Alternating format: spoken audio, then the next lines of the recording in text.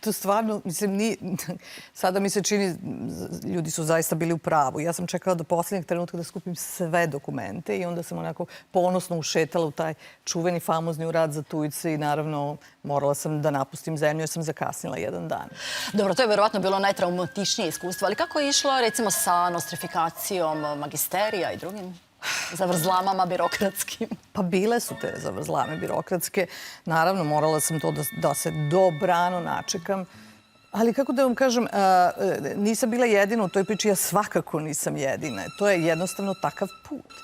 Neko reče, pa i u predstavi sam 5 godina. Sve sam pitala svoje prijatelje pečalbare koji su otišli u inostranstvo. Negde 5 godina, onako da počneš normalno da dišeš i da ne osjećaš više taj pritisak. Ja očekaj, jel smo sve završili u vezi dokumenta. I tužno mi je, ali primećujem ponekad, mislim, čovjek to brzo zaboravi, kad čujem ljude kako pričaju, koji sad dokument? To je ono, fali ti jedan papir. Da. Recite, kakve su reakcije na operu, na dnevnik jedne migrantkinje? Reakcije su zaista izuzetne. To je bilo neko pročišćenje moje. Ja zaista više nemam nikakav problem u vezi svega toga. To je bila moja katarza. Da, ali što ste zaključili zapravo posle cele te priče?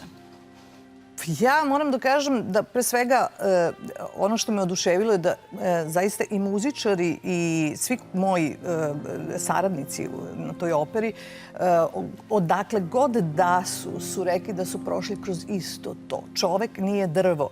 Dakle, svaki put kad se negde preselimo, doživimo, prosto to je, izgleda da je to u ljudskoj prirodi. Nisi odmah dobrodošao, moraš da pokažeš ko si, šta si i tek onda, posle tako jednog testa koji kada traje duže ili kraće, dolazi do nekog prihvatanja. Ili ne. Sad se osjećate prihvaćenom? Sad se osjećam najnormalnije, tako da je to verovatno to. Da.